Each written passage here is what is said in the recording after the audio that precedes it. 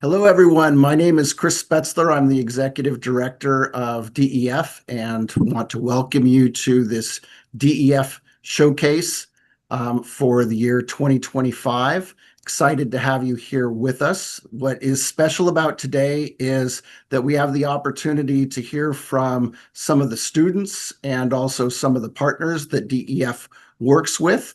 And I'm excited to also hear what they have to share. The first person that I would like to introduce is Jenna Skarda, and Jenna is the Teacher of the Year. She is a teacher of history at the Ravencroft School in Raleigh, North Carolina. And the thing that I was really struck is that Jenna got to know about DEF already back in 2010. And she attended workshops at Stanford that we were doing at the time through the Strategic Decision and Risk Management program. And she can tell you a little bit more about what her experience has been. But I think that goes to show the depth of some of the relationships that we have. When people learn what it is that we're doing, it sticks with them. And it's something that goes for many years. And that's something I think you will see across what we do today.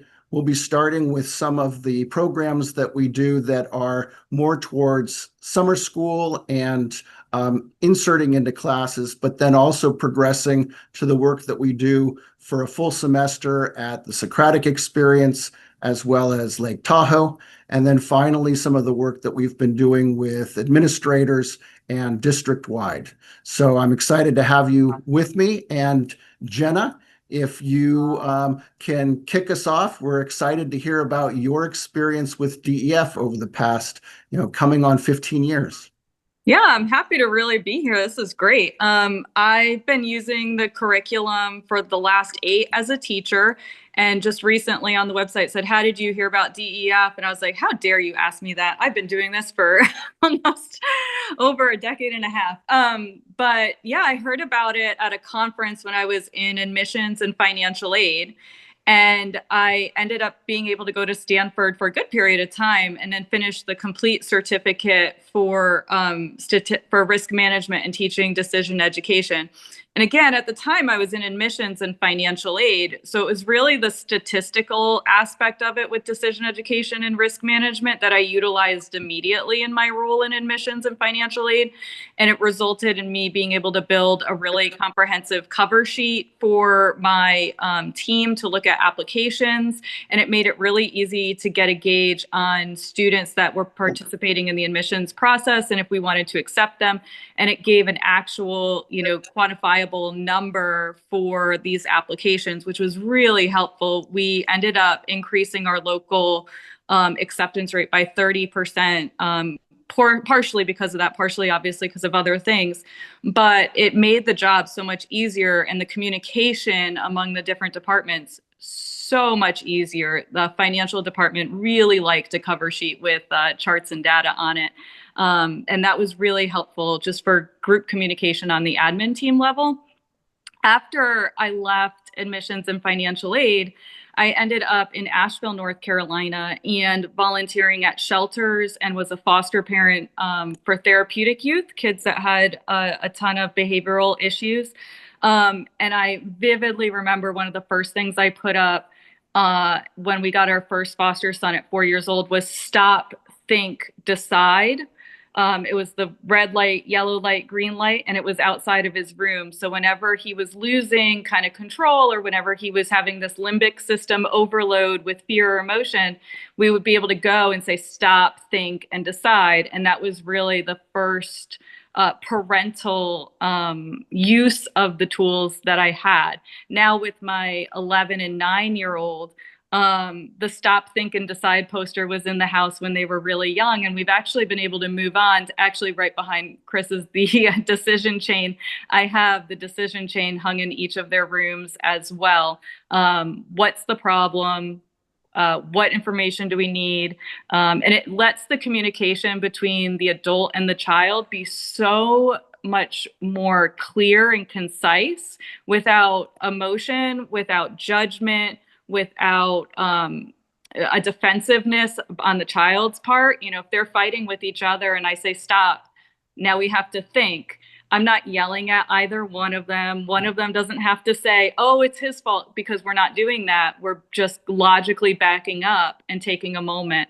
And as a parent, I've really enjoyed that. And as I said, they're getting a little older, so we're using more of the chain now rather than just stop, think, and decide. But while I was in those shelters, I remember doing a group session with women, and we were talking about making decisions. And for domestic violence women, there's a ton of decisions that they never got to make in that relationship, whether it be coercive control or physical control. So things like going to the grocery store are sometimes really challenging for people who have experienced domestic violence, because they're used to getting the products that the abuser wants, and they don't know what they want. They don't know what kind of mac and cheese they like. So oftentimes we'll have to go to the grocery store with people and say, okay, what do you want? Write down a list of what makes you happy. And it's really interesting to watch somebody cry because they realize they don't like green apples, but they prefer red ones. And for 15 years, they've been buying green apples and they don't like them. But decisions are constant. And if you work with the curriculum, you know that, the 3 different types of decisions, the 3 different levels of decision making, and some basic ones some people just don't get to make in their life. And they really have to start from the beginning with an overly sensitive limbic system, with an overly sensitive brain to fear of decision making the wrong choice and having it be potentially harmful to them. So this group in the shelter, I was talking to them about decisions. And at one point, a woman said, but we didn't make the decision to get hit. And I leaned in and I said, no, you didn't, but you did make the decision to leave. And that's why you're here. And it was the first time that woman in particular recognized that she made a choice for herself that then led her down another path. And I left that night. She actually came after the session, and we spoke in our office for a while. I printed out worksheets from the Decision Education website for her. And we talked about the next decisions she would have to make. And I came in the next morning, she was loading up her kids in the car, and she handed me all the worksheets. And she was going from Asheville to Pennsylvania. She was living with her sister. She was going to apply for these programs. She'd worked through all the worksheets and made the next best decision, the next best decision, the next best decision. And she goes, sometimes these aren't going to work out, but at least I get to make decisions. And I don't think at that moment she realized what she did. But at that moment, in 24 hours, she basically just was a completely different person with something so simple as just stop, think about it, and decide what you want. Just make a decision. It doesn't have to work out the way you want it to, but you are in control of that process. And for some people, that is a huge deal. And for statistics and risk management in the classroom and the resources that are in the classroom, they are immense. I mean, they are absolutely immense. I have been sick. I've worked through COVID. I've done kind of it all in these last few years in terms of classroom teaching. And whenever somebody's sick and they don't know what to do, I'm like, oh, go do the DEF thing. Oh, go give them that project. Oh, go give them this rubric. I have changed the DEF rubrics to 5 different LMS systems for their essays. And honestly, they work with every LMS I've ever worked with. They've worked with project-based learning that I've done. They've worked with standard traditional school I've done. They've worked with AP classes. They've worked with CP classes. And now my son really likes Mesopotamia, and that, the curriculum is American history. And I've crossed out American history terms and written in Mesopotamian applicable terms and had him research that because he likes to do it. I can use them for anything. The putting Roosevelt on trial project is not only like the highlight of the year for my American history kids, but it is the thing students come back and tell me they liked about my class after they went to college every single time. There's posters made, they get into costumes, they bring in wigs, they really love it. I have used decision education literally in every aspect of my life for 15 years. And I think it's great that I get to teach it because we're not just teaching students, we're teaching future adults.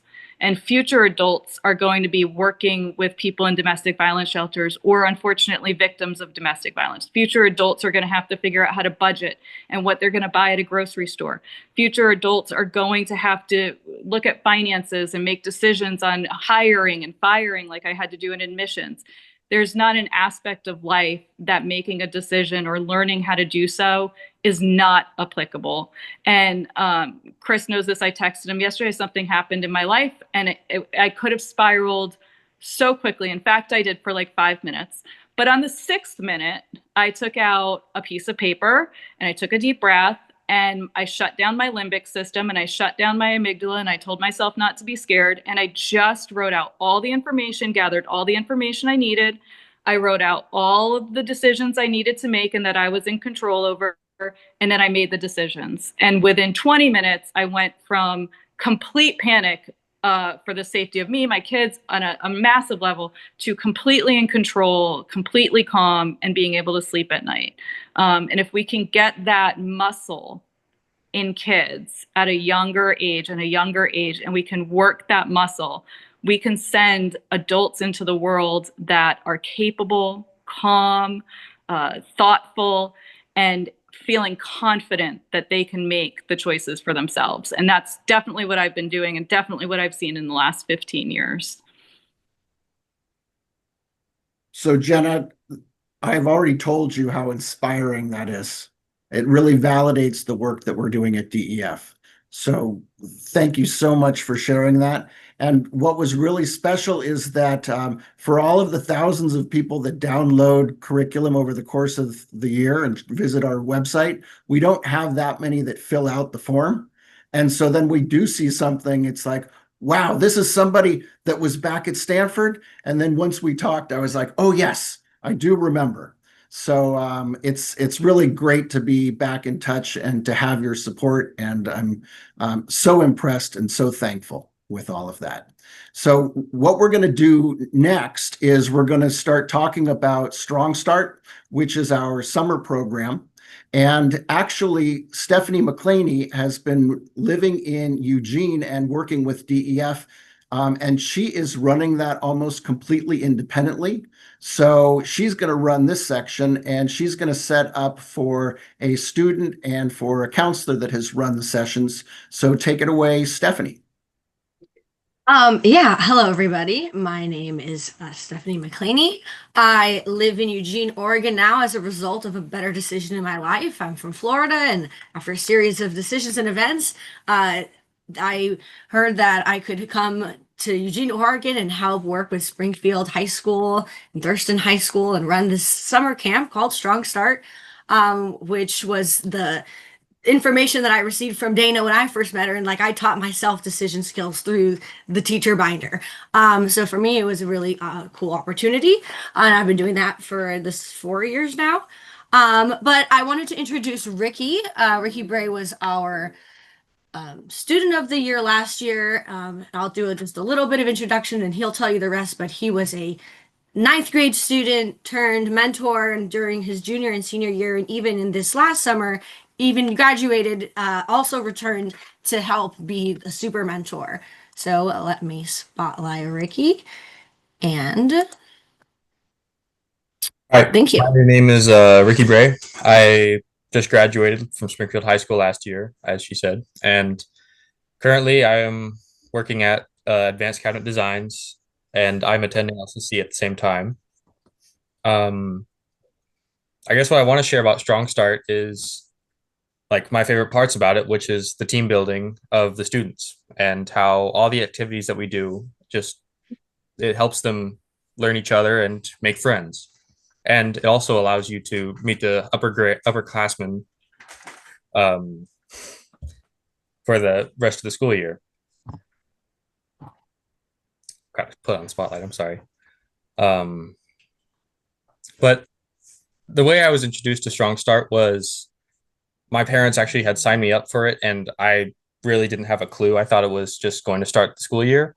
But I'm really glad that my parents did sign me up for it because it allowed me to learn the school. It allowed me to meet people that I haven't met before because, well, it's a lot of middle schools that go to Springfield. And so it also allowed me to meet the upperclassmen, and it helped me gain more confidence going into high school for my entire high school career. So that was one of my favorite parts about it, was just learning everything about the high school at StrongStart. One of my favorite activities in StrongStart was the, I believe it's called Tied Up, where students will try to figure out how to untangle themselves from these ropes. And it's my favorite part because I enjoy watching them trying to solve their problems and just try out new ways and all sorts of kind of wacky and creative designs and stuff. So yeah. The reason I keep coming back to StrongStart is I just enjoy like helping out new students and enjoy their experiences, I guess. I really don't have much else to say. I'm sorry. No, thank you. That was wonderful. And yeah, we also love to have your help and support. Somebody who has just recently migrated from the Thurston to the Springfield is also with us, Jordan. We've been working for a while. Jordan has helped do the training portion, so getting the teachers trained up to then pull off the Strong Start camp. So let me go ahead and turn it to you. Hey, everybody. My name is Jordan McGill. I am from the Springfield area, and in 2018, I was working at Thurston High School in a non-teaching capacity as a support staff person. And there was an opportunity to, if you're not a teacher or a counselor, you don't get paid through the summer. So I was looking for summer employment, and I discovered that Thurston had this partnership with DEF, and that there was a rising ninth grade bridge program, which sounded like a lot of fun. I have a lot of camp experience otherwise in working with high schoolers. And so I stepped up, not really understanding what the curriculum was, what the program was really about. And then I was trained to be a facilitator and just sort of fell in love with the curriculum. It really, I believe, meets a pretty urgent need for contemporary teenagers who experience what I would call a crisis of agency. Like, there's such a perception that life is happening to them rather than that they have any amount of agency or autonomy to impact outcomes in their lives. And this curriculum really cultivates in high schoolers a shared language around, I am making decisions. How can I make them better? How can I increase the likelihood of outcomes I want? And from there, I became a school counselor at Thurston High School. But every year, every summer, I would continue to come back and facilitate this program for a different group of students. It set me up incredibly well to have meaningful relationships with students who were selected by their parents to need that extra push and to need those pro-social connections going into high school. And eventually I became trained to be a facilitator trainer. And so now, as Stephanie mentioned, I teach a new crop of teachers every year how to facilitate this curriculum in this program.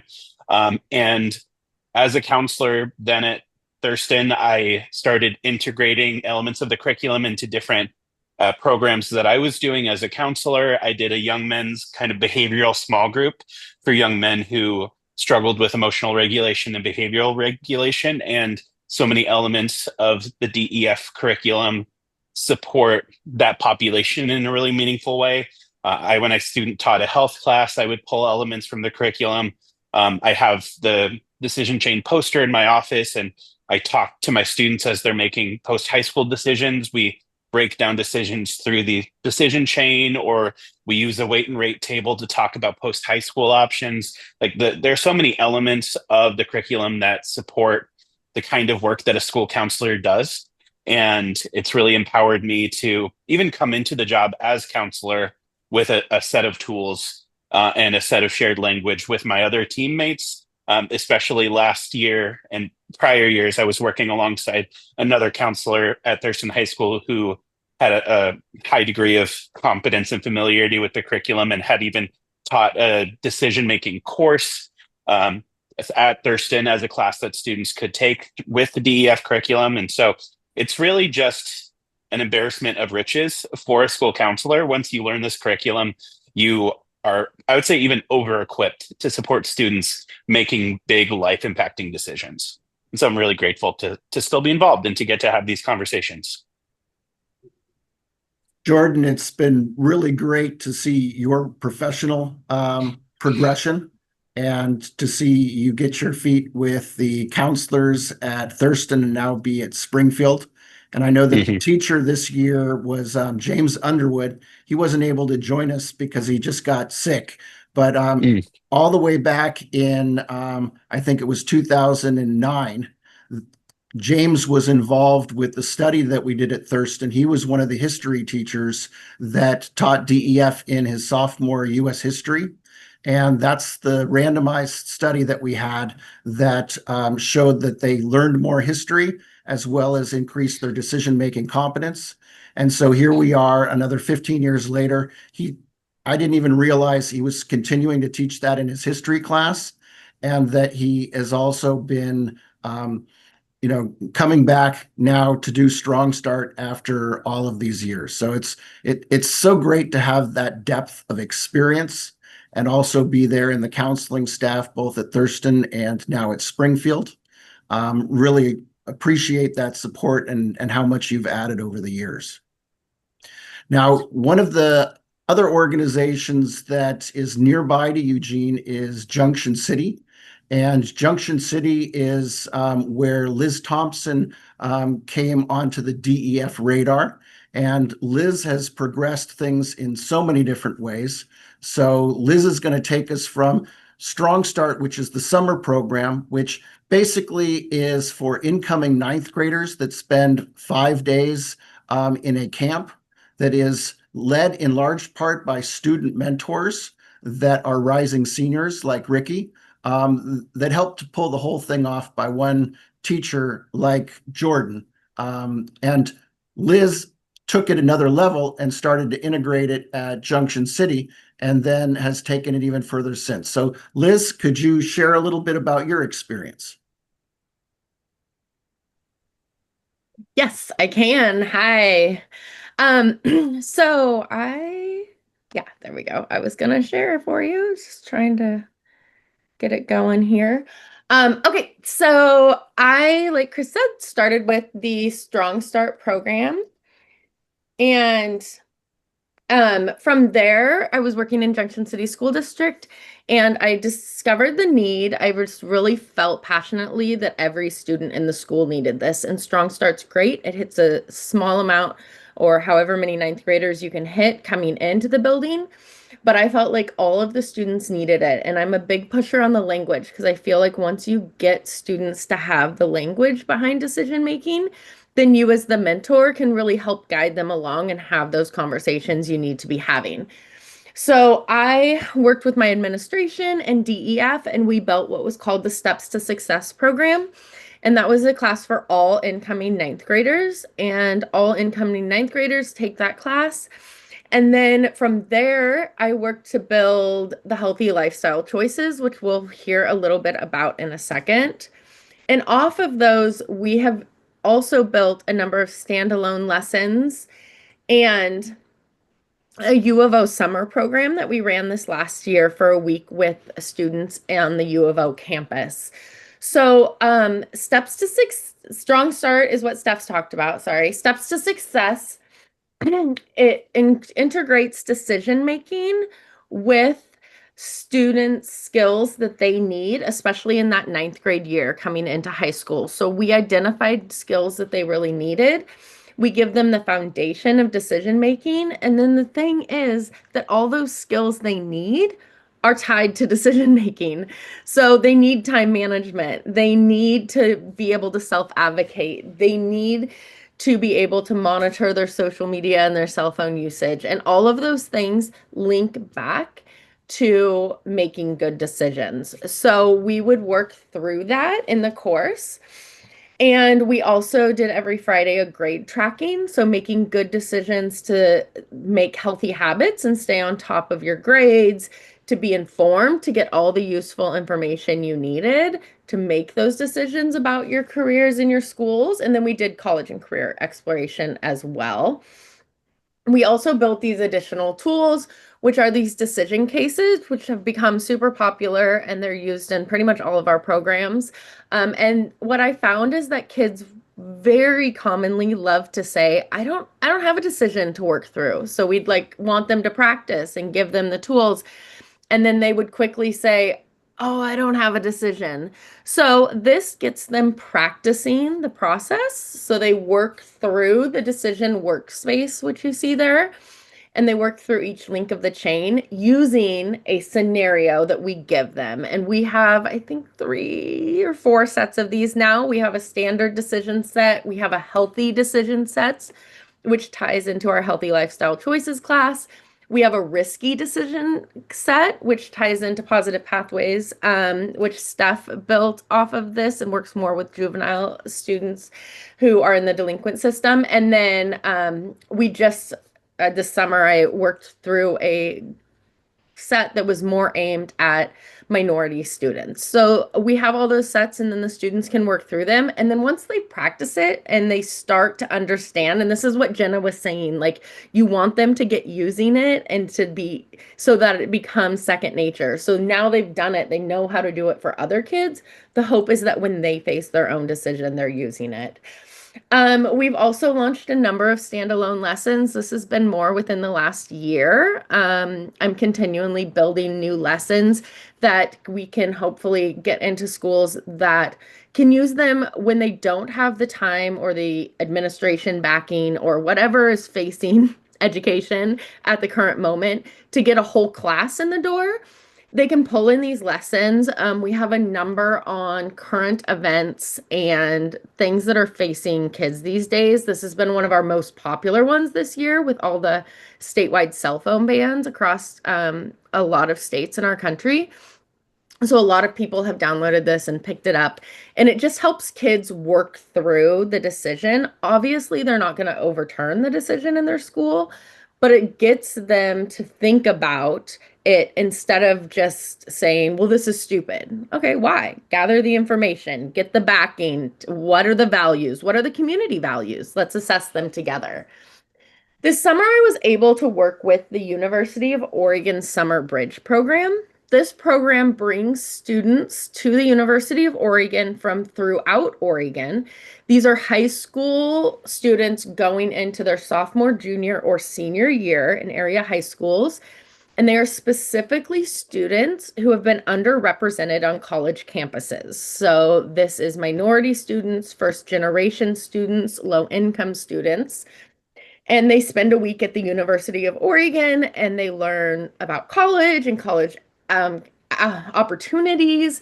And the program leader there I had worked with previously, and she asked me to come in, and we taught 4 days of decision-making skills to those students, which is extreme value, and really got them exposed to those decision-making skills, because especially in their situation and facing these big decisions, they're going to be using it.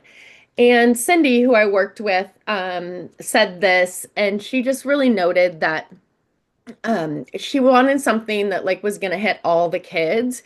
And she knew from her experience working with us, you know, previously she had taught some of the steps to success classes, that this was something that all those kids would need and could apply. And so that's one of the reasons she brought us on, which we were really privileged to be there working with them. And then healthy lifestyle choices is what we're going to hear about next. Healthy lifestyle choices was built off of steps to success, and it ties the decision-making 9th grade course in with health, which is such a natural marriage. Decision-making is a national health standard, so we're trying to get even more into health classes, and we built a lot of curriculum to really help them make healthy decisions around that as well. Some of the lessons that we built for this are mental health, coping through stress with healthy decisions. So helping kids see that, you know, the way that they're handling their issues is a decision, and they can always make a better one. And then SMART goals, but decision-based SMART goals. So how do we make a decision to commit to that goal? And the last thing I'll say is that we are online. I run our Society of Decision Educators, and this is a group where a place online, it's a mighty networks that we are just trying to get more and more people connected to.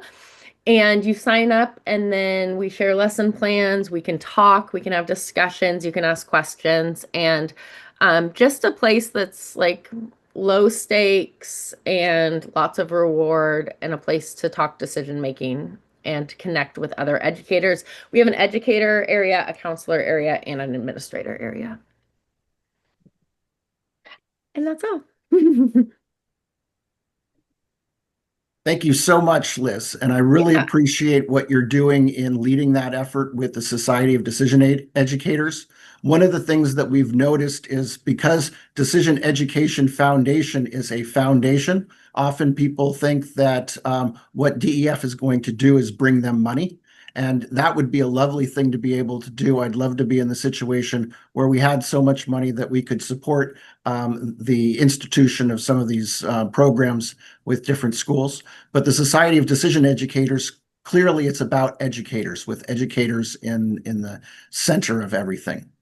And Liz, one thing that I'll pull out of all that is that at Junction City, the Steps to Success program was the first trimester of the ninth grade students. So at Junction City, there was both StrongStart that students would go to, but then all of the students across the school got that in ninth grade, which was a big advance in terms of not just having it for the students that attended the orientation camp, but then all of the students. And then that was really the foundation for when we were working with Lake Tahoe, that we had a first semester that we had ready to go, and that we could then extend to the health as well, which makes it a full year. So we're going to be doing a little bit of a transition from what your work was, but then you were very much involved in that extension to Lake Tahoe, and that's the foundation on which we're building. And so that's what we're going to hear about next. We're going to have two speakers. Unfortunately, they weren't able to join us in person, but we were talking to them just this last week. And Adam is the representative at Lake Tahoe Community College, who oversaw the grant that had our work in it. And then we have Julie Cain, who was the teacher that we worked with and that Liz worked with in order to design all of that. So Stephanie, if you could cue that up, please. Hi there, folks. My name is Adam Eynon. I am the Director of Dual Enrollment here at Lake Tahoe Community College. And I started working with DEF and Chris a few years ago when I first came onto this role with a large federal grant that we received. What we wanted to do was address a class that we were offering for all of our ninth grade students here up in South Lake Tahoe. Every single ninth grade student at South Tahoe High School takes a course. It's their health course, and we've made it dual enrollment. And we had been doing it for a few years, and we wanted to shift it. We wanted to shift the curriculum. We wanted to shift the idea and the content we were working with. So we started working with Chris to see if we could take what we were doing and throw it away and try something new. And that's where DEF came in. And before I really get into the weeds, something I got to say is after working with DEF for the last few years, I can tell you that it's much better than what we were doing. And it's much better than what we would be doing if we got rid of the old stuff and didn't have DEF. And it's constantly evolving into something that's even better. So it's been quite a success to have this for all of our ninth grade students. And this year, the senior class is the first class that we launched DEF with. So we can say that all 4 years at South Tahoe High School, all students are being exposed to decision education. And one of the things that really stuck with us and stood out to us was that it wasn't this program that was put in a packet, it was a curriculum, and it was handed to the teacher. and said, all right, here it is. You get what you get. Good luck. That's not how it started. It started with Chris coming up and meeting with us and meeting with the teachers who are going to teach it and starting to develop individually what they wanted to teach, what they thought fit with their students and their student population, and what would fit with their teaching styles. So it was something that was together, collaboratively developed together, which made it much more personalized than your typical curriculum that you just throw at someone. And then over time, it was constantly reflected on. The teachers and Chris met very frequently, and they would reflect on some changes to make. And so every single year, it just kept improving on itself.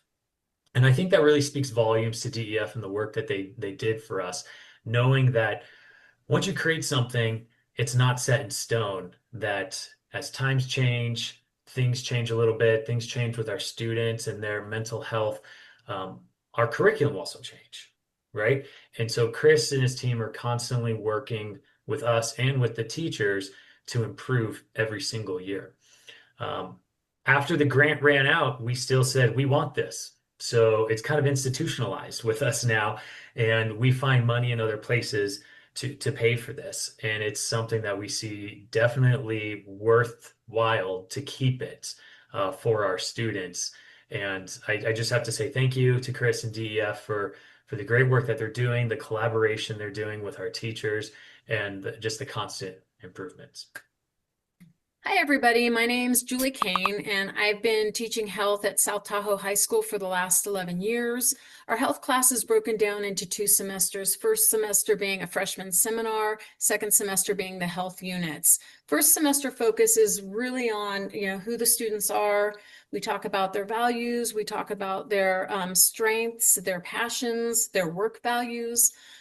We get into what it is that they want out of life and the steps that they should be taking to get there. One of the first assignments that we do is a vision board. You can see examples behind me. On their vision boards, we have them draw 6 images of what it is that they want in life, and they have to list their character traits and they list their top values. 4 years ago, we started implementing decision education into our curriculum for our freshman seminar semester. And we changed the name of the class to Healthy Lifestyle Choices. And I have to say that the DEF lessons have fit perfectly with what we were doing in class. And they actually added the needed element of decision making, which is standard 5 in the California Health Framework. With decision education, we've added a workbook. We have about 12 lessons that specifically are geared towards decision making, including a lesson for each of the links of the chain. We have lessons about ethical decision making, decision traps. I actually have a form of all of the decision traps that the kids fill out every time we watch a movie. One of the lessons that I really find valuable is the decision case scenario cards. So we have cards that Liz actually made for us. We had an idea about having the kids practice decision making with somebody else's scenario. So we have cards for these scenarios, and there's 8 different cards. So I put the kids into groups, and then they had to come up with a decision that the person in their card needs to make. And then they had to go through the entire chain and present to the class, why they came up with the decision that they chose at the end of going through all of the chain. And anyhow, they love it. Another activity that we do at the end of the year in regards to their own choice is a career choice presentation. So at the end of the semester, I should say, first semester, the kids research 3 different careers. And then they have to choose one career that they're going to create a slideshow and present it to the class. When they have their 3 careers and they've already done all of the research on those, I have them do the weight and rate table, which is another really cool activity, a mathematical equation that will tell them which is the best choice for them. And that's a DEF assignment as well. So using the weight and rate table, they get to choose which career they're going to dive in deeper, do a little more research, and then present to the class. The last slide on that on that slideshow is about, is this a good choice for me? So they again walk through the steps of the chain, and then they have to explain why or why not this was a good choice for them, taking into consideration again their work values, their strengths, and their passions. So going forward into second semester, the focus is on all of our health units. We really try to include at least one decision-making activity into each health unit. So I've found that, teaching DEF is great and the kids enjoy it during first semester. But I think in order to retain the information, we really need to practice it throughout the year. So we're going to add in some more of the decision case cards. We did this last year, actually. Liz created a different set of decision education cards with more information, and some of that information includes hobbies, interests, the average daily schedule, some health statistics about the person, average daily food intake. So now we can use these cards and apply them to a question. For instance, in mental health last year, and we haven't gotten there yet, but in mental health last year, we had the question, how can this person improve their mental health? So by looking at all of the information on here, including their interests and their food intake, the kids can go through the chain and come up with a bunch of ideas and write down the values of this card, of the person on the card, and then come up with a good plan and a decision on how this person can help with their nutrition or their mental health. Ideally, it would be nice if these kids could repeat some of these lessons junior, senior year, especially when they're making some bigger decisions than they are as freshmen right now, thinking about colleges and what they're going to do in their future. So we're talking about that with our school as well, maybe getting some lessons into our flex classes to continue. As freshmen, most of the decisions that they're making right now aren't huge, but we really do I really do try to push their creative alternatives, realizing that, it's not always a black or white decision, that they have creative alternatives, and really pulling into their decision-making, their values, and the useful information. So those three links of the chain, I think at this age are most important right now, so that they can kind of just stop and think about that when they're doing their day-to-day decisions about, oh, am I going to cut class right now? Or, oh, am I going to, and the nice thing about this decision education is that I can always go back to everything really that we do in this class. So how are these decisions, going to help you with your vision? Or how are these decisions helping out, or are in line with the values that you have? So really, it's been a great experience with DEF. Every year for me, it gets easier and easier understanding it and teaching it, and the kids seem to really enjoy it. So I'm looking forward to continuing and growing our school with decision education. So then that would be a situation with Lake Tahoe where we are currently in our 4th year. And I think the speakers that we've had so far really highlight how these relationships are growing over time. And the next relationship I'd like to talk about is with the Socratic Experience, which is an online high school that the founder, Michael Strong, is here with us today. And so, Michael, maybe you can tell us a little bit more about yourself and about the Socratic Experience, because DEF is very excited to be in the 2nd year of leading a decision science course that's also 1 year long, similar to Lake Tahoe, and allows us to get in very deep with the students to see exactly how far we can go. And today we're also going to hear from one of those students. So, Michael. Thank you. Great to be here, Chris. So I've been interested in things adjacent to decision science for a long time.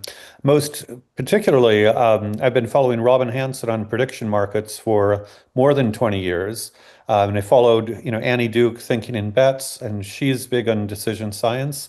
And it turned out Chris was a parent at our school, the Socratic Experience. It's a virtual K-12 school with Montessori foundations in the elementary and then a Socratic focus in secondary.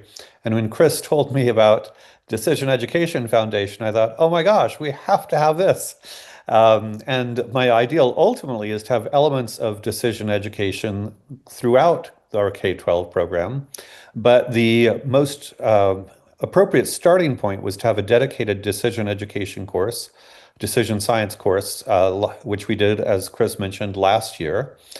I think it went so well over the summer, I redesigned our STEM program so that decision science is the capstone of our high school STEM experience.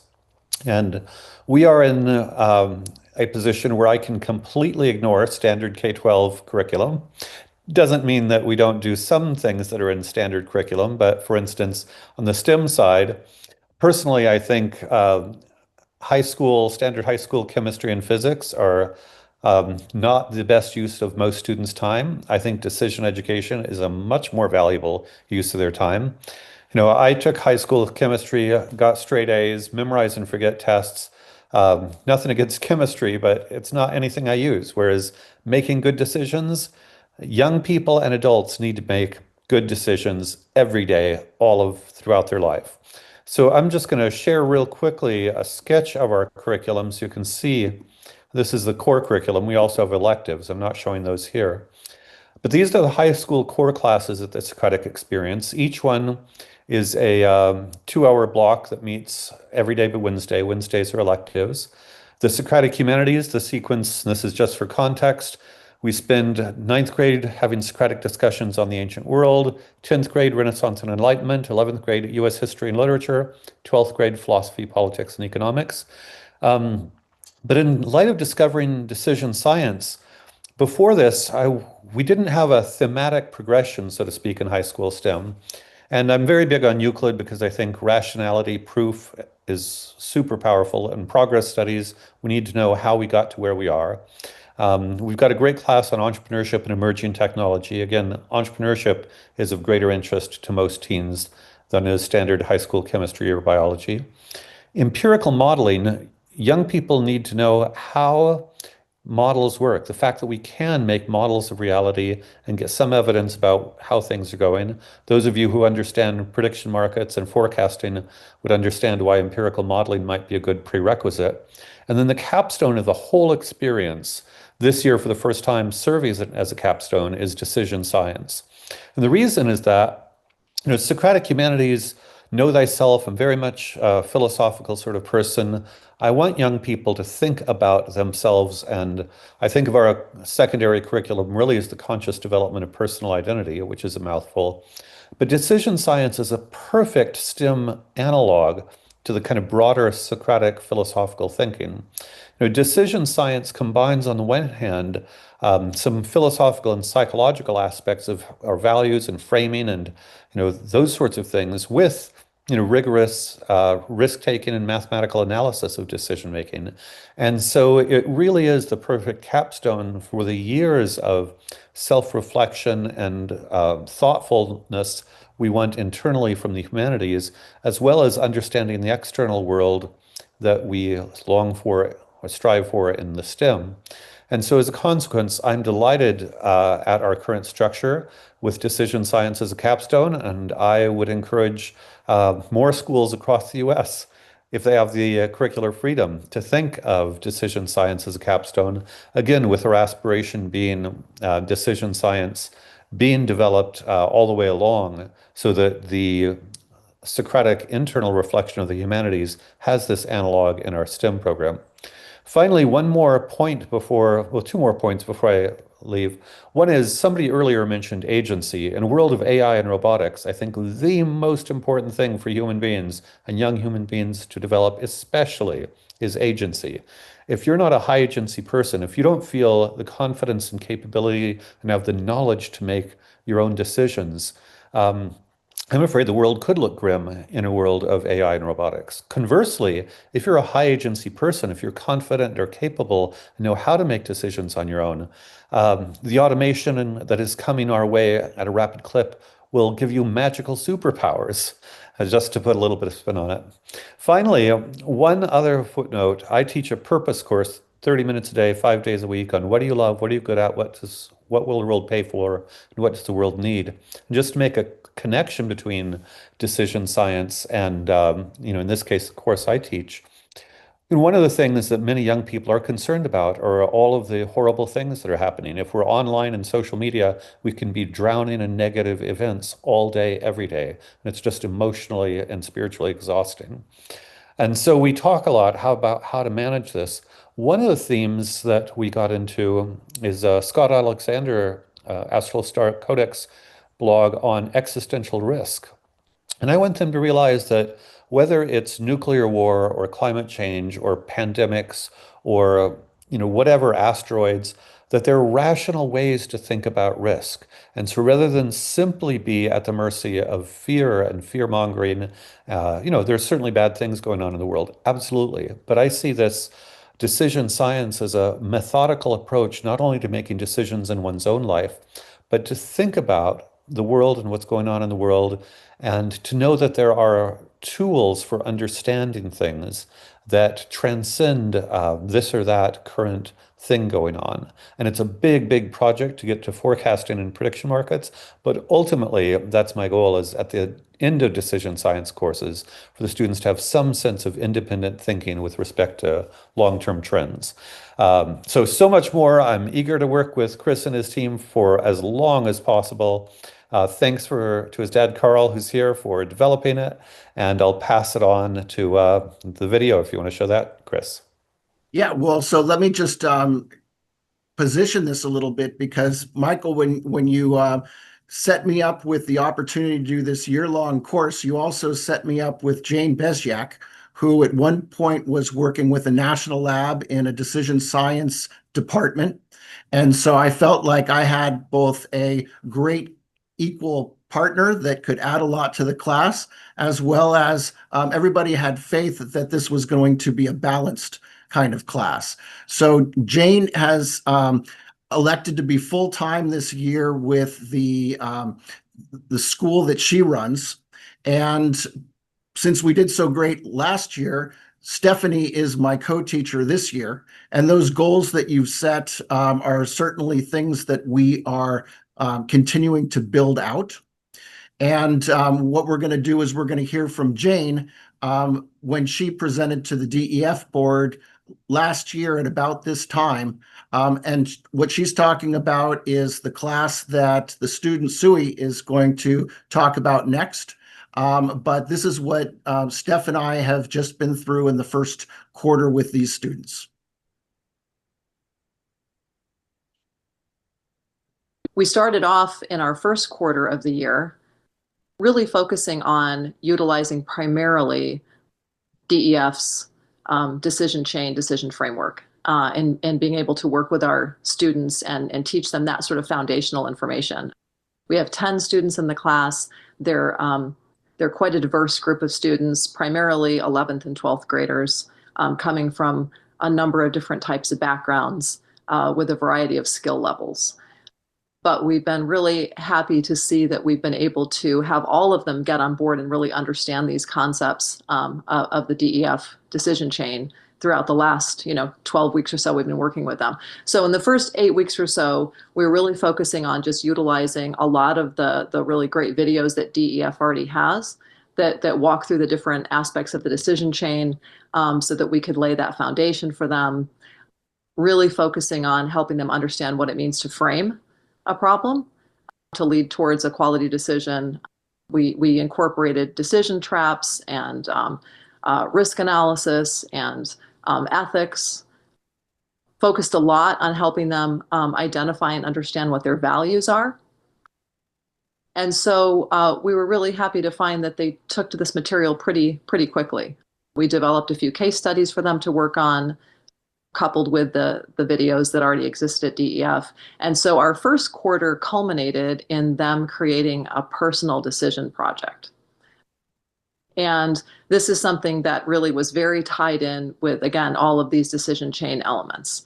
And so they used Conversations for Clarity, which is another DEF tool.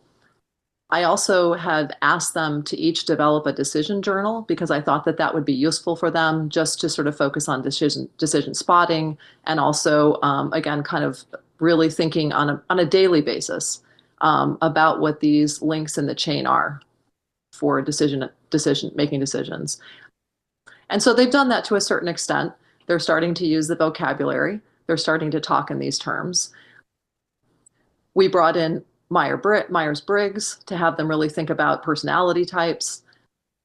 And so they ended up about after 8 weeks in the course presenting to us their personal decision projects, which they largely developed on their own. And it was really exciting to see them be able to go from identifying a personal decision that was very relevant to their own lives, framing that, articulating what their values were, doing some research, and then being able to come to an assessment of how decision fit they felt, how decision strong they felt at the end of it. And so the personal decisions range from what you would imagine that 11th graders would be thinking about, decisions for where they should go to college, whether they should go to college. But we had a few other sort of unique and interesting ones. We had one student who was very interested in taking her own solo trip without her parents or another adult. She is 16 and she's traveled quite a bit with her family, but she really wanted to be able to show her parents that she could do this on her own. And so she picked 3 or 4 different locations and scenarios of trips that she might take. And then she used those. She used a weight and rate table. We had gone through showing them the use of decision trees and some of those types of analysis techniques. They all used weight and rate tables, I think, in their personal decision projects. Another individual we have in the class already has his own business. He's very entrepreneurial, and he was faced with the decision of whether or not to let go his assistant that he had hired, realizing that maybe that wasn't a great fit for his business. And so he used the decision chain and the process that we've been learning in class to make that kind of decision. So a very diverse group of students and a very interesting set of personal decision projects. So that sort of characterized our first quarter of the class. And what I can add is that we've heard a lot about weight and rate tables, but we also get into uncertainty, risk, and decision trees as well. Some of that modeling of decisions, negotiation, stakeholder decisions. So because we have a full year with these students, we have the opportunity to identify what some of their interests are and to go deeper on those different things.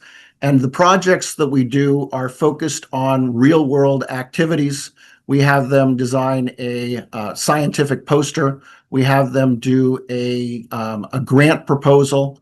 And the next student is Sui Castro, who's going to share a little bit about her experience, which I think was also quite unique. Yeah, hi. I'm a student of TSC. I was in the decision class last year, which was very eventful. But I was the student that Jayne mentioned that went to do a solo trip. I was actually 15 at the time, not 16. I was the youngest in the class. But yeah, just as the situation said, I had never taken a solo trip, and I felt kind of too old for my age to have not taken any trips alone, at least from my friend group. And it actually wasn't until the summer when I turned 16 that I took a full trip to Santa Fe for a college course. But yeah, I think, I don't know, I do believe the project that we did in class was very good for my mental preparation of traveling in the future. I think it really helped a lot. But yeah, class itself was very fun. I enjoyed it a lot. I think it was very useful for me. It was my first time in class. We also did debates, which I don't think Chris or Jayne had mentioned, but that was my first time, and it was actually really interesting. Especially since you start learning like the decisions that a team takes on its own. Like that was my first introduction to it. And I think just like how everything works together, as well as like the research that went into it. I think negotiations and finance were also really interesting for me, even though I didn't really play a huge part in contributing to that part because I don't really know much about it. But I thought it was incredibly useful for me, and I really wish I took more time paying attention and also learning and listening and doing another course on it, particularly. But it was very fun, and I think probably one of my favorite parts was when we spoke a little bit about in the finance and business aspect on trading, and I think also graphs. I think that was pretty fun because my father, he's like such a nerd with trading, and he always went into it and talked to me about that all the time. But yeah, I don't know. I think just to finish it off with the class part, it's just I think it helped me a lot, and I think I took a lot from it. I used the like parts of the decision chain a lot whenever I have like a lot of problems. And even with communicating with others and figuring others' problems out, I think the ones that stand out the most are like the frame and creative alternatives. Like I use those all the time when talking with friends because I feel like they're the easiest to look at first, and then you go into the other ones. Though I know the chain isn't supposed to be split out. I know you should use it all together, but I really need to work on that part. But it's really fun to really think about them all. And I had a lot of fun with the class itself. I think also the weight and rate table. I hate to jump on the bandwagon in this one, but it is the one I use the most, and it is the most fun for me. Yeah, I guess something really interesting that did happen for me when I guess joining the class and meeting Chris himself was I got a chance to go to Colombia for a trip that had like a event that was taking place that related to DEF in a really small town. And I think it was really interesting to see and get to know the life that these people were living, and how different people viewed their lives and where they could jump to and how they can grow, how it was so different from like what people I normally knew in America itself.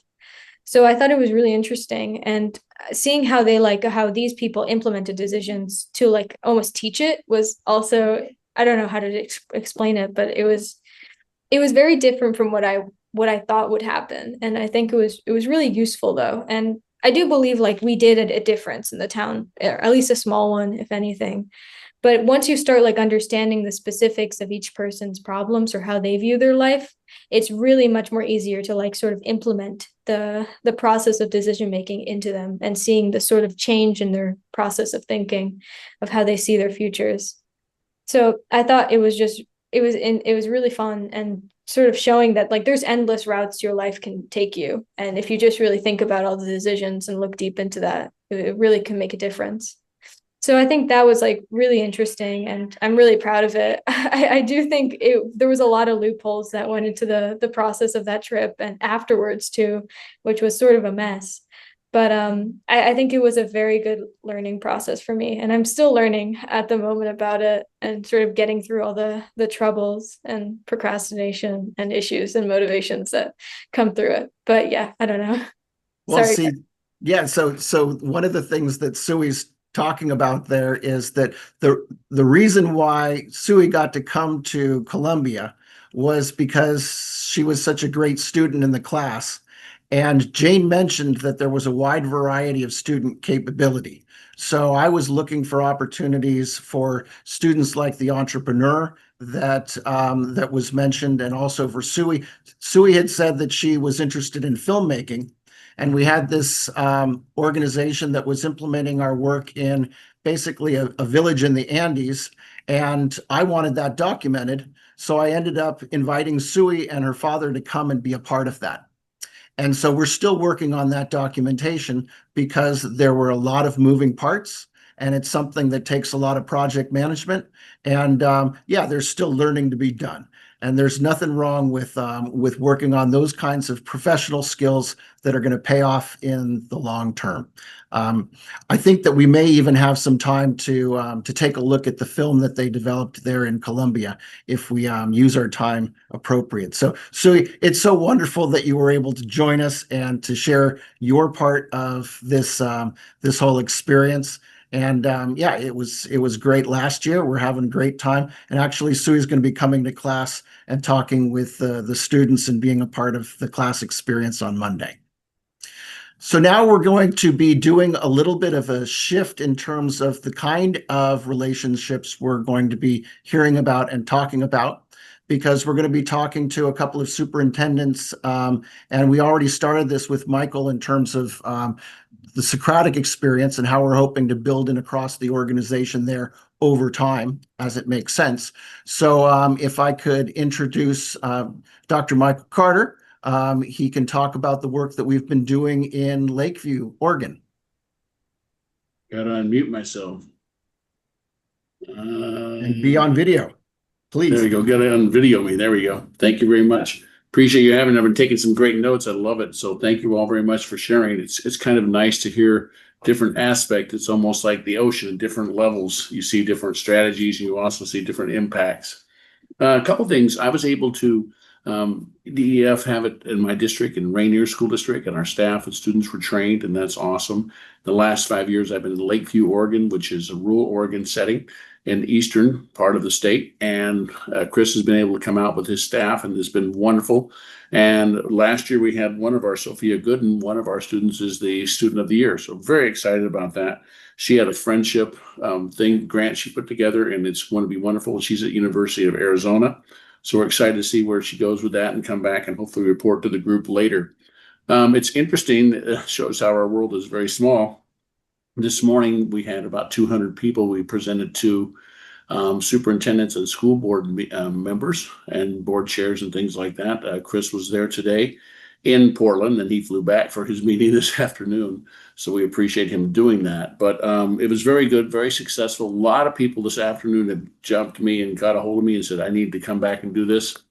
So this work is important. A lot of times it's easy to get bogged down. And I heard one of the students talk about how I don't follow the chain all the time. Well, the chain is very important to me, but I understand that sometimes I really have to come back and redefine some of the major aspects. Some people are naturally born, in my opinion, to like follow the frame or get good information. Other people are not. Some people want to follow their emotions. So I think what's really good about this work is that it takes away the emotion and it gives us a roadmap, which I find very intriguing because a lot of times we all come off our path. So I'm very pleased with that part. I'm also interested in seeing how we can implement this. And we have Wayfinder, which is one of the major curriculum development, character development programs that are around the country. And right now that partnership is being developed with Chris and, the DEF team. So I appreciate that. I think this is going to be, we're right on a precipice where we're actually going to take off here. I really do think this is going to expand. I think it's going to be one of these programs, especially during these turbulent times in our country, where people are sometimes making decisions and they're poor decisions because they're not following all the aspects of good decision-making practice. So I think the more we can get this out, the more we can keep ourselves working and focused, I think the better it will be. I always am intrigued as well to see all the different facets, how people interpret things and how they implement them. And one thing I didn't notice here all the way through, so my notes really simple, is when I hear all the stories and I hear all the implementation, it all goes back to that ability to take ownership, of one's ability to make a decision, but also take ownership of articulating why. And I think we all speak that common language, and that's what DEF, that's what the decision chain gives us. It's a common language. I call it anchors. And these anchors help us during turbulent times and when the waves hit. And of course, the most important part is the DEF is not a boat to stay in the harbor. DEF was made to sail. So I'm looking forward to see how we affect the 7 seas. Thank you, Michael. That's awesome to have your support. And we've had the opportunity to work with your board, and you introduced today at the Oregon School Board Association. The whole staff has gotten trained, and I've had the opportunity to work with students from 7th grade to 12th grade. And Sophia Gooden, who you mentioned, she was in the leadership class, and she got a grant in order to work on the project that she came up with, and that's why she's being celebrated this year. And maybe next year she'll be one of the students that's presenting and talking about how she's putting it to work at ASU in Arizona. So just to clarify, Wayfinder is a platform that's built around character building and social emotional learning. And DEF was in partnership with them over the last year and developed a curriculum module of 10 lessons. And so that is something that now fits in within all of the schools that have Wayfinder have access to those 10 modules. And I believe that they have something on the order of 4 million students that are currently on that platform. So it really is a very strong step forward for DEF to have that kind of exposure. And we hope that we can gain a greater attention among all of those schools, because I think that we're still starting, but also with Lakeview that we have an opportunity to advance Wayfinder within Lakeview and do that across other districts. Yeah, and I want to add a couple things. Thank you for bringing that up. We're looking at taking Wayfinder, and we have our curriculum going. We have a time for the kids get together every 2 weeks. They have a special class for about 45 minutes, and DEF decision fits right over it. It's really wonderful. So I'm excited to see where that partnership goes.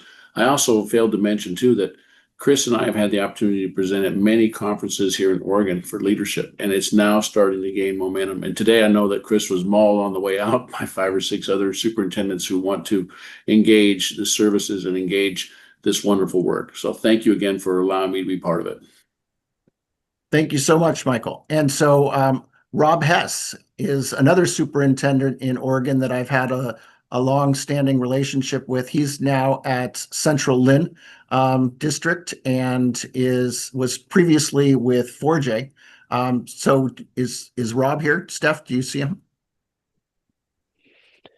Yeah, I'm here. Thanks for the invite. And yeah, I've just been appreciated having been associated with the DEF for probably going on 20 years now, back to the Nancy Golden Academy for Arts and Academics back 20 years ago. And so been following the work, of course, and applying it everywhere I go, really, whether that was the work I did as superintendent in Lebanon, and then down in 4J. We had a really strong implementation with decision coaches that we trained using the model. And we also used it to make some high-stake decisions around schedule changes. And so that's been it's been a great partnership. And the model, the frame, and the framework DEF is embedded into the 9th grade courses in 4J, 9th grade success courses. And this is my first year at Central Linn, and at Central Linn, we're a small rural community in the middle, kind of the mid Willamette Valley there in Oregon, and we're also implementing Wayfinder and have the decision-making tools built in. And I just spent a week at a AI and achievement conference with superintendents from around the country, and what I can tell you is this: the transformative nature of AI makes this work on teaching people how to make high quality decisions even more important. So I think that there'll be lots of opportunities both to train students and school board members and administrators on the model and how to use the model. I've got the poster that's Chris has behind him. I have in my office, and it's what I use to make decisions that need to be made, and that it's been great. I remember introducing Chris to Michael Carter several years back, and it's great to see the work just keep expanding over the years. So thank you so much for the invite, and glad to be a part of this great organization. And anything I can do to help move the work forward, I will definitely count me in. Thank you, Rob. It's those kinds of relationships that help us to expand, especially in a situation where it's only with high trust that you're allowed into schools to work with somebody else's children. So we've been building this all along. And you mentioned AI, and that's a very nice segue because the next person that we're going to be hearing from is Jeremy Alexis. And Jeremy Alexis is at Illinois Tech. And this represents a partnership with a university, extends DEF in a nice way, and he's going to tell us a little bit more about the different layers that they're applying decision quality in at Illinois Tech. And one of the things that we're doing there also is associated with artificial intelligence. What I like to call it is augmented intelligence, because it's not data that makes decisions, it's humans that make decisions. So we need to be able to leverage artificial intelligence in order to make the right choices. So Jeremy, go ahead. Thank you so much. Good afternoon, everyone. It's a pleasure to get to talk to all of you today. First, a little bit about Illinois Tech. Our mission is to be an opportunity engine that meets learners where they are.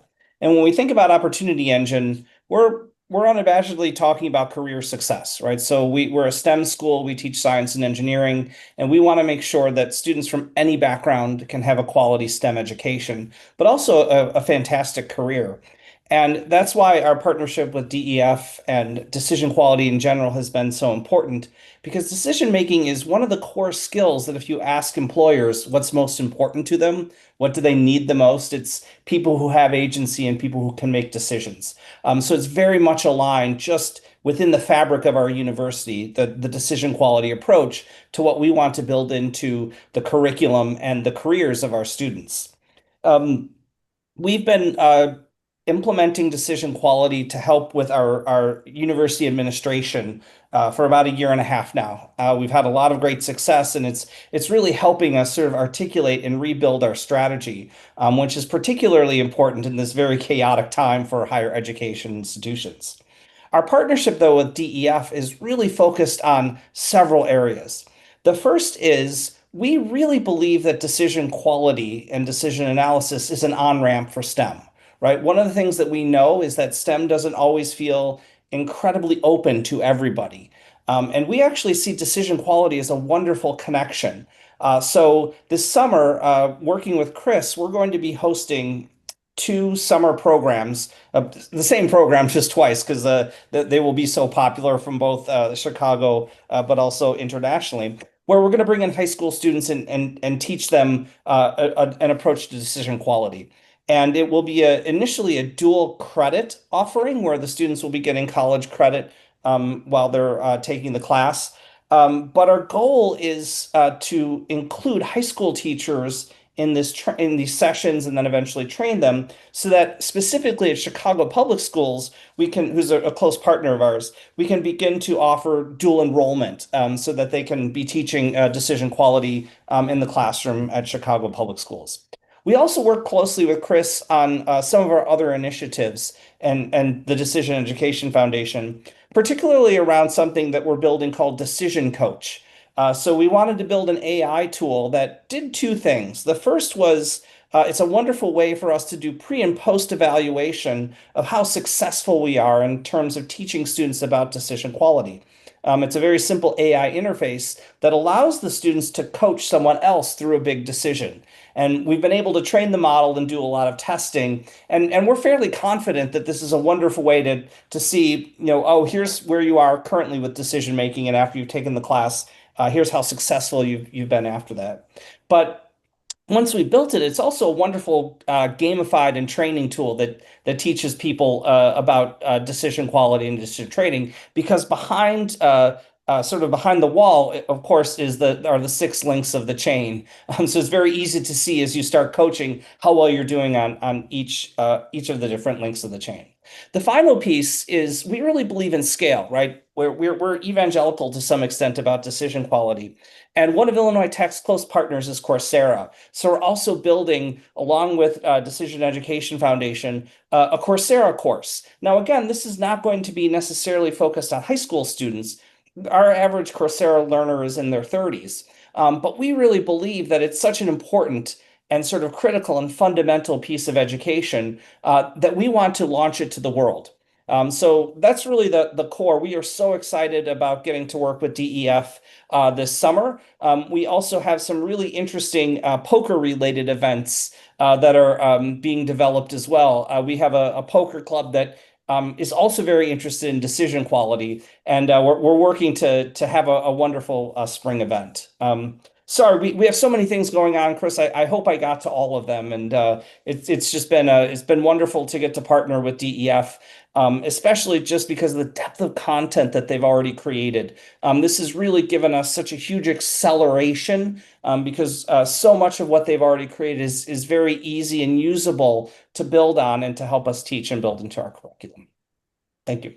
That's fantastic, Jeremy. I really appreciate that. And what I love is that everybody has been so attentive to sticking to kind of the 5 minutes that I allowed. It gives us the last couple of minutes to share a couple of the experiments. So I consider the things that we've been sharing to be ongoing programs that are very central. We heard about StrongStart. We heard about Steps to Success and the healthy lifestyle choices. That's they're building on each other to a full year of curriculum. We're doing that also at Socratic Experience, and then we're working with districts and integrating it across the educators and the faculty. There are a couple of other things that are going on that I wanted to share, and one was what SUI was involved with, and that's the Colombia project. And so I'm going to show you the video that they created in order to summarize their experience. And I believe that Juan Pita is here. He is the one of the people that helped to take DEF in its experience in the United States and apply it to Villa Gomez. We won't watch the full 7 minutes, but I think you'll get a good sense. Creating a community dream. In an atmosphere of fantasy and creativity, children and adolescents from the El Carajo Cultural Foundation in Villa Gomez, Cundinamarca, Colombia, participated in a decision-making workshop based on the prestigious methodology of the Decision Education Foundation, developed by renowned experts Keeling, Showmaker, and Spetzler. Surrounded by images and scenes of fantasy, Carol Moreno, founder of the Cultural Center, personifying imaginary beings, coordinated the execution of our sessions. We began with our first workshop, Power to Decide, where we declared a decision and understood that choosing not to decide is also a decision. We continued with Workshop 2, Types of Decisions, identifying big, significant, and momentary decisions. In Workshop 3, Building Good Decisions, we learned the chain of sure steps, useful framework, values, creative alternatives, useful information, deep reasoning, and commitment to act. We delved deeper with Workshop 4, Biases and Pitfalls in Decision-Making, analyzing videos and real experiences of children, understanding that the quality of a decision depends on how it is made, not on the outcome. In Workshop 5, Balancing the Mind and Heart, we discovered that a good decision has a good perspective from the mind and feels good from the heart. We ended with Workshop 6, From Decision to Action, committing ourselves to act and live our decisions, embodying in group activities the importance of teamwork and strategic planning for goal achievement. After this great week of learning, we decided to make a large community mural, building ideas through the 6-step guide to good decision-making. The first link was the useful framework, answering the question of where we would make our mural, with options such as schools, the town entrance, the cultural center, or the bandstand. After considering all these options, we decided to make it on the abandoned wall at the entrance to our town. In the second link, about the clear values that underpinned the idea of our mural, we discussed ideas on how to convince visitors to engage in tourism and avoid the abandonment and neglect of our town.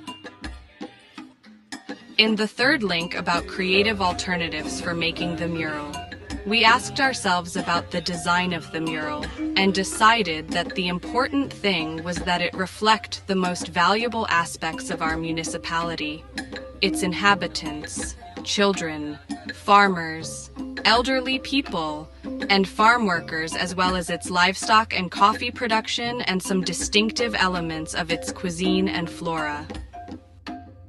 In the fourth link on useful information, we had a dialogue about the permits to be obtained, the necessary resources, the designs, the artistic guidelines, and the preferences of the neighbors. So we decided to conduct a survey to reach a community consensus. In the fifth link on deep reasoning, we combined the alternatives, information, and values to conclude that the community and our parents are also an important component in these decisions. We also set a great date to make our mural. Finally, we closed the chain by affirming our commitment to act, declaring our interest in executing and making it a reality. With clear ideas, we proceeded to design and create the mural, including all the ideas contributed by the group of young people and children attending the workshop. The result was a vibrant and lively mural that represents the spirit of Villa Gomez. And so this beautiful community mural was born, a symbol of the unity and creativity of the community of Villa Gomez. All right. So the way that this started was that they were interested in applying the decision chain in their world, and we created that opportunity. Sui was a part of it. And Juan, are you there that you can say a little bit about what it was like to be involved? And I think that this is something that has become a part of your life as well. Yeah. Well, good afternoon, everyone. I'm Juan Pita, and I was part of the experiment of the decision chain on the workshop that you just saw. Thank you, Chris, for inviting me. And yes, watching the video brings me back so many great memories of the workshop. As Sui, we met each other last time. It was a great way to engage and learn and experience new things. So yeah, it was great. After the video, I'd like to share two key points of it. The first one is the profound impact that the workshop had on the community. While it was designed for kids, it was led by my aunt, the person who was there at the video, and the resonance of the workshop was much wider. We did it on a holiday week, and it allowed a lot of people to join us.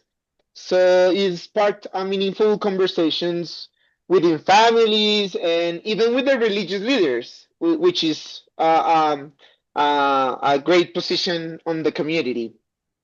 And yeah, I really agree with Gina that said at the beginning of this showcase that I really connect with the idea of giving children the skills for not only today, but also for the future, for the adults they will become. So yeah, it was a great experience. But as Chris said, this was a surprise even for me. I was part of the team that it was in the back office of the workshop, but it also resounded with myself, explicitly with the theory of constraints. I know perhaps people know it about the principles that hit me the most, as the chain is only as strong as it is weakest link.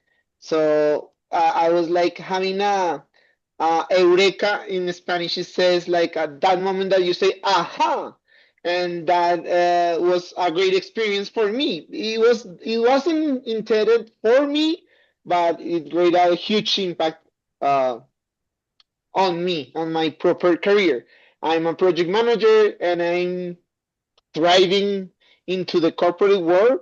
So yeah, it was truly value. That coincidence with Chris and the DEF bridged me with the Carl's Decision Quality course, teach in the University of Texas, and it always was always great to join that course because it like cemented my understanding on the relevance of the decisions skills, not only for the kids as the workshop and the mural, as well as the professional context, as the team, as the corporate world might see it. So yeah, while the mural was beautiful, I'm proud of it because each time I arrive to my home, my grandmother's town. It's a beautiful symbol that everyone can see. So it was a great gift. But the lasting gift was the way we're thinking. I think that the kids had a new way of like rationalizing their making decisions. Perhaps we didn't like go deep into the whole set of skills that you can build, but it was a great beginning. It was a great foundation for the kids and for myself. So yeah, Chris, thank you for inviting me to this space, and as well to see all the experience, wonderful experience that decision quality is makes an impact on the lasting people's life. Well, thank you, Juan. And this is really an example of how DEF is really already worldwide. There have been presentations in Brazil and in Istanbul and in Singapore over the years. So we love to see it taking shape in creative ways like that. And thank you, everyone, for joining us today. This is really something that's inspiring for me to have so many supporters come together and speak about their experiences and sharing. There's even more that we could share and do, but I'm going to be good about starting and ending on time. And I thank everybody for their attention and hope that they have a wonderful weekend. Thank you.